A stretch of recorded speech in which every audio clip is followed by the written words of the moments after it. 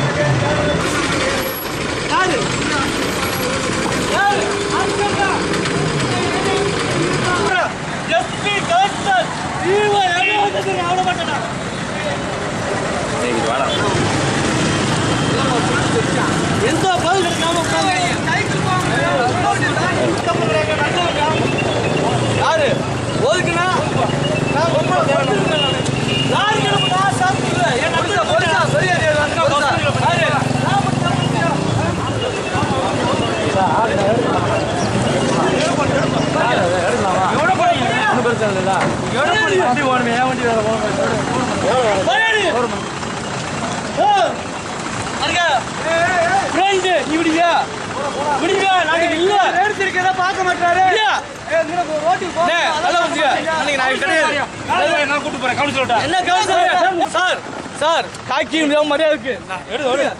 நாளைக்கு என் கூட நான் அம்மா மரியாதைங்க. நீங்க காவடிக்கு மரியாதை இருக்காது விட்டுருங்க. பட் நன்மையான பதில் சொல்லணும். அந்த குடும்பமே இல்லை.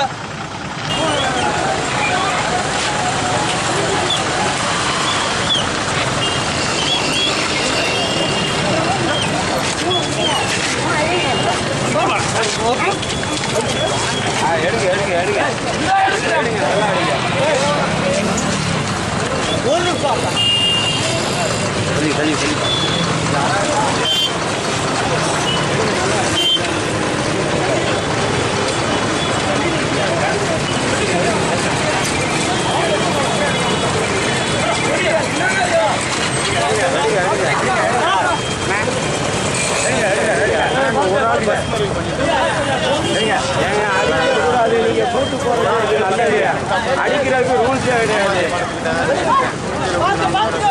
இழுத்துட்டு போறதே நியாயம். அடிக்கிறதுக்கு ரூல்ஸ்